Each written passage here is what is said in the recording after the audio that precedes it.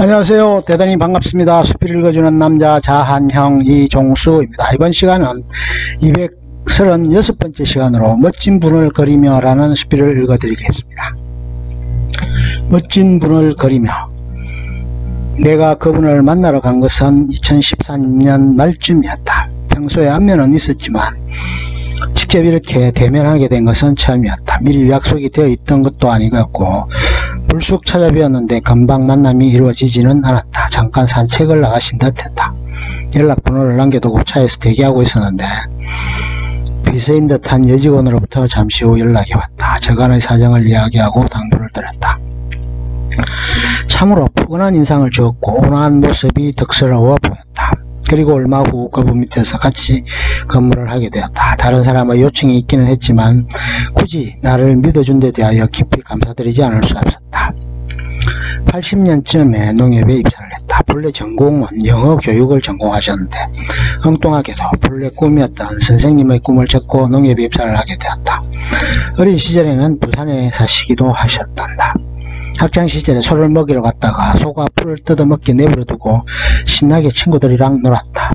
그런데 일이 생겼다. 소가 기찻길로 내려가 결국은 기차에 치여 죽고 말았다. 아이들은 어른들에게 혼이 났다.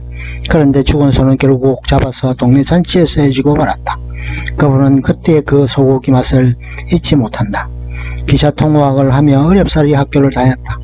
미군에게는 초콜릿을 구걸하기도 하고 그냥 가는 미군을 향해 삿질질도 하고 욕설도 해댔다.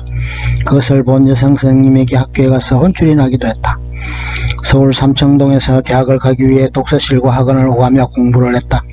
그때의 사람 중에 나중에 국회의원도 역임하고 야당 대표, 지금은 총리까지 되신 분도 있었다. 학교를 마치고 당연히 학교 선생님으로 가는 것이 당연지사였는데 우연찮게 농협에 입사를 하게 되었다. 대부분의 사람들은 시골로 발령을 받아갔는데 운 좋게도 처음부터 조사부로 발령을 받았다. 그런데 처음에는 늘 무척이나 콧대가 높은 선배들 때문에 곤욕을 치렀고 마음고생도 심했다. 얼마 후 승진을 해서 포항으로 내려갔다. 지부장이 하늘같은 분이었다. 하필 또 경남 출신이었다. 그럼에도 불구하고 대체 요원이 없다는 전제하에 해외 파견을 가는 것에 흔쾌히 동의를 해주셨다. 그래서 이태리로 가서 국제기구에 파견 근무를 1년 정도 하고 왔다. 그리고 대만 근무를 하다 결국은 중국 사무소장까지 역임하게 되었다. 국제금융과 관련된 큰 미제 사건이 있었는데 백방으로 노력한 결과 편지를 받아내는 쾌거를 이루기도 했다.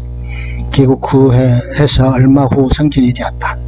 당연히 고향으로 갈 줄 알았는데 얼핏 청도 군집으로 가게 되었다. 지도사업을 하면서 농협인으로서의 보람을 느꼈고 정말 열심히 농업인 편익 정진을 위해 몰입했다. 휴일이면 들리게 나가 농업인들의 애로를 청취하고 그 애환을 현장에서 들었다. 그러자 관내 조합장들이 난리가 났다. 자신들이 못하는 일을 지부장이 하고 있으니 대략 난감한 일이었다. 1년 후에 다시 고향으로 가게 되었다. 지부장을 하는 동안 원자락 방패장의 건설자금 유치하는 큰 공적을 세웠다. 특별회계가 지방은행에 있었음에도 불구하고 열렬하게 뚝심으로 물어붙이신 결과 그 큰 일을 해냈다. 조합장들을 이끌고 중국 여행을 다녀오시기도 했다. 여직원들이 재입 중에 사진을 모아 앨범을 만들어주기도 했다. 지부장 시절에는 머리가 백발이어서 지금과는 완전히 다른 모습이었다. 이후 회원지연부장 상무를 거쳐 기획상무를 하면서 워낙 어려운 시기였어 거의 365일을 사무실에서 지냈던 때였다고 해고하셨다. 이후 엄청나게 후유증이 있어 고생을 하시기도 했다. 결혼은 고향의 여자 선생님과 인연이 되어 백년가약을 맺었다. 해외에 나가면서 자연히 사모님은 업을 접었다. 아이들은 아들과 딸 둘을 두었다. 중국에서 학업을 하다 대학은 한국에서 유수한 곳을 나왔다. 그리고 아들은 대기업에 딸은 언론사에 취업해서 잘 근무하고 있다. 아들은 작년 11월에 인천 교육청에 교육공무로 재직하고 있는 처자를 며느리로 맞아 결혼하게 되었다. 늦은 결혼이어서 무척이나 애를 태웠는데 성혼이 되어 안도했다.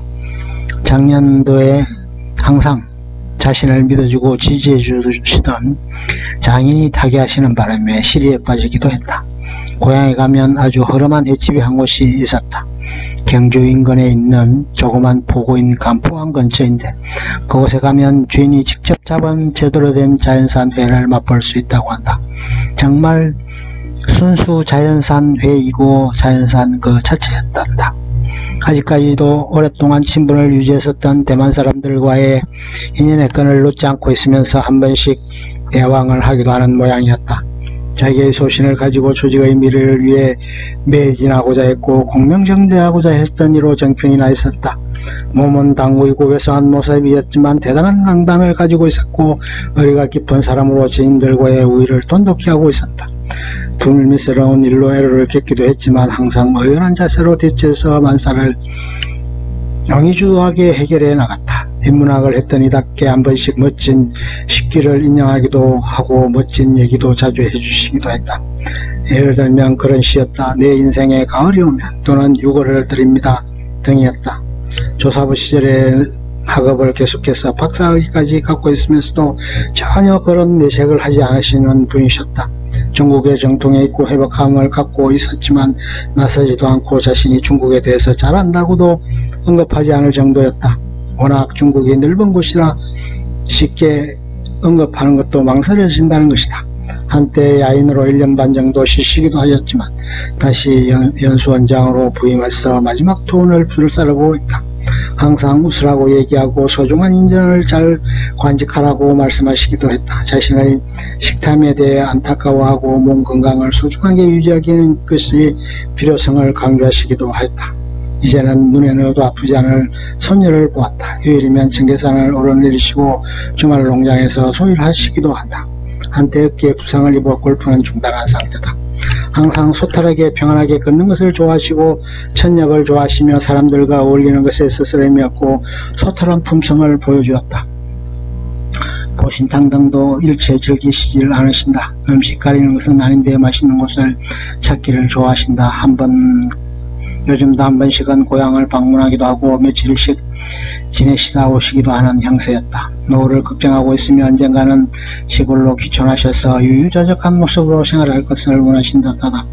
결코 큰 소리를 내시는 법도 없고 화를 내시는 법도 없이 묵묵히 자신에게 주어진 일에 매진하고 진력을 다하는 모습에서 진정한 직업인의 표상을 보는 듯하다. 원장을 마치게 되면 전국을 유랑하며 유유자적한 삶을 구가하리라 마음을 다잡고 있었다. 언제까지나 항상 건강하시고 밝은 모습대로 생활하시고 활기찬 노후를 보내시기를 기대해 본다. 끝. 좋으면 좋아요, 구독 눌러주세요. 감사합니다.